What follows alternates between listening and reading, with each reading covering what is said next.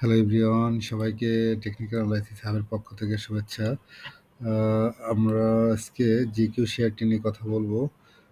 আপনারা স্ক্রিনে দেখতে পাচ্ছেন জিকিউ শেয়ারটির মান্থলি চার্ট অনুসারে শেয়ারটি আমরা দেখতে পাচ্ছি একটা লং ডাউন ট্রেন্ড শেষ করে সে কিন্তু উপরের দিকে ওঠার চেষ্টা করছে। আপনারা দেখতে পাচ্ছেন লাস্ট কয়েক মাস কিন্তু প্রচুর ভলিউম অ্যাকুমুলেশন হয়েছে এবং প্রাইস কিন্তু মোটামুটি বারবারই সে আপ ট্রেন্ডে যাওয়ার চেষ্টা করেছে। আপনারা দেখতে পাচ্ছেন 2024 সালের মার্চ মাস থেকে শুরু করে মার্চ থেকে অগাস্ট মাস পর্যন্ত শেয়ারটি কিন্তু আপ ট্রেন্ডে ছিল এবং শেয়ারটি তার যে ডাউন ট্রেন্ডের চ্যানেল, মান্থলি চার্টে যে ডাউন ট্রেন্ডের চ্যানেল সেটা ব্রেক করার চেষ্টা করে অলমোস্ট 175 টাকার দিকে উঠে যায়। যাই হোক, এরপরে আবারও শেয়ারটি কারেকশনে গিয়ে সে কিন্তু আবারও উঠে যাওয়ার চেষ্টা করছে। দেখতে পাচ্ছেন পরপর 3 মাস কিন্তু শেয়ারটি আপ ট্রেন্ডে রয়েছে এবং শেয়ারটির কিন্তু গ্রিন ক্যান্ডেলে আপনারা দেখতে পাচ্ছেন নিচের দিকে ভলিউম বার কিন্তু ভালো একটা পজিশন শো করছে এবং একটা ভালো শেয়ার অ্যাকুমুলেশনও হয়েছে এখানে আমরা দেখতে পাচ্ছি। তো সেক্ষেত্রে শেয়ারটি যদি তার এই যে চ্যানেল অর্থাৎ যদি 175 টাকার উপরে গিয়ে যদি দাঁড়াতে পারে তাহলে শেয়ারটি কিন্তু ফাইনালি 192 টাকার দিকে যেতে পারে। তার ফাইনাল রেসিস্ট্যান্স রয়েছে 190-92 টাকা এবং এর পরের রেসিস্ট্যান্স রয়েছে 255 টাকা।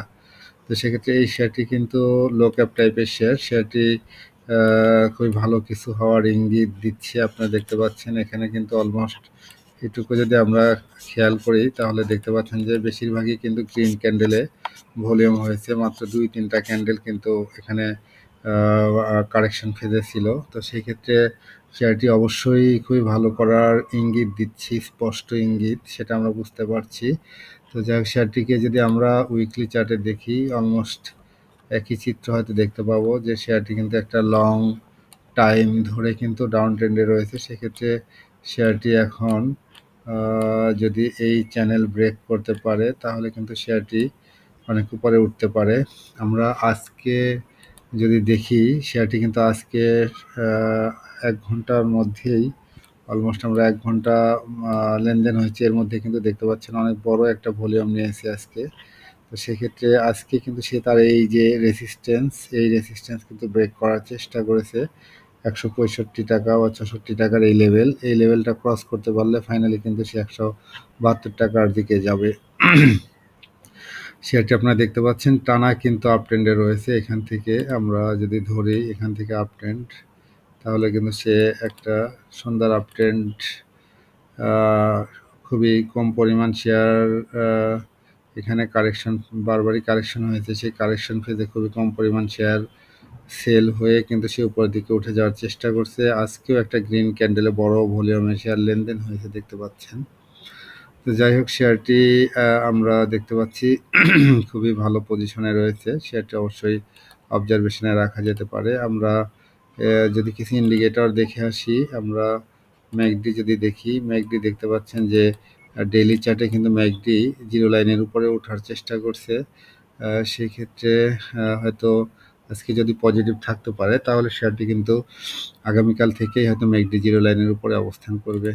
আমরা উইকলি চার্ট যদি দেখি, উইকলি চার্ট অনুসারে শেয়ারটি দেখতে পাচ্ছেন যে ম্যাকডি কিছুটা দুর্বলতা হয়তো দেখা যাচ্ছে, কালার চেঞ্জ হয়েছে কিন্তু এখনও ম্যাকডি লাইন এবং সিগন্যাল লাইন কিন্তু আপট্রেন্ড রয়েছে দেখা যাচ্ছে। মান্থলি চার্টে ম্যাকডির অবস্থানও কিন্তু খুবই স্ট্রং দেখতে পাচ্ছেন। তো ম্যাকডি বিবেচনায় কিন্তু শেয়ারটি ভালো পজিশনে রয়েছে। এরপরে আমরা অন্য কিছু ইন্ডিকেটর দেখে আসব। আমরা আরএসআইটা যদি দেখি, আরএসআই ডেইলি চার্টে দেখতে পাচ্ছেন যে অলমোস্ট 68-এর দিকে রয়েছে।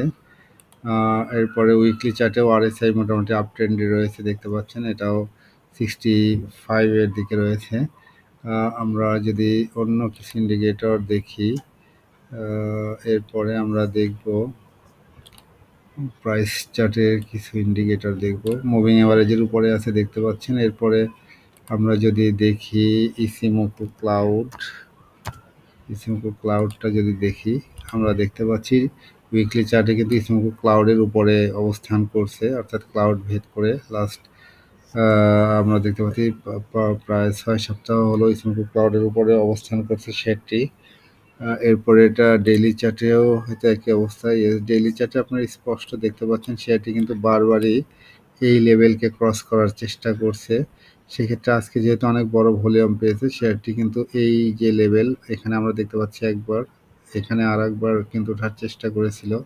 এখানে লাস্ট ৪-৫ দিন আগে একবার ওঠার চেষ্টা করেছে এবং ফাইনালি আজকে কিন্তু ওঠার চেষ্টা করেছে উইথ হাই ভলিউম। সেক্ষেত্রে হয়তো দিন শেষে এই লেভেলটা যদি ক্রস করতে পারে তাহলে কিন্তু শেয়ারটি ভালো করার খুবই চান্স রয়েছে। আমরা যদি বলিঙ্গার ব্যান্ডটা দেখে আসি, বলিঙ্গার ব্যান্ড দেখব। ইয়েস, বলিঙ্গার ব্যান্ড অনুসারে ডেইলি চার্টে আপনারা দেখতে পাচ্ছেন যে বলিঙ্গার ব্যান্ড কিন্তু একই শেয়ার প্রাইস একই জায়গায় থাকার কারণে বলিঙ্গার ব্যান্ডের ৩টা ব্যান্ডই কিন্তু একই জায়গায় স্কুইজ হয়ে আছে। সেক্ষেত্রে এই লেভেলটা ক্রস করলে কিন্তু বলিঙ্গার ব্যান্ডের আজকেই উপরে অবস্থান করছে দেখতে পাচ্ছেন। তো সেক্ষেত্রে বলিঙ্গার ব্যান্ড কিন্তু তার শেপ চেঞ্জ করতে পারে। তো সেই ক্ষেত্রে আমরা উইকলি চার্টে যদি দেখি, উইকলি চার্ট অনুসারে দেখতে পাচ্ছেন যে বলিঙ্গার ব্যান্ডের আপার ব্যান্ডকে টাচ করে করে সে উপরের দিকে উঠে যাচ্ছে। অর্থাৎ তার ট্রেন্ড কিন্তু খুবই শক্তিশালী এবং সে কিন্তু উপরের দিকে ওঠার চেষ্টা করছে। যদি এই লেভেল ক্রস করতে পারে তাহলে কিন্তু ফাইনালি তার নতুন একটা প্রাইসের যাত্রা সে এখান থেকে করতে পারে। যাই হোক, শেয়ারটি যেহেতু লো ক্যাপ টাইপের শেয়ার সেটা অবশ্যই অবজারভেশনে রাখা যেতে পারে। আমরা যদি ইপিএস দেখি, শেয়ারটির ইপিএস যদিও -3 টাকা 50 পয়সা মাইনাস, এবং লাস্ট কয়েক বছরেই কিন্তু শেয়ারের ইপিএস মাইনাস রয়েছে দেখতে পাচ্ছেন।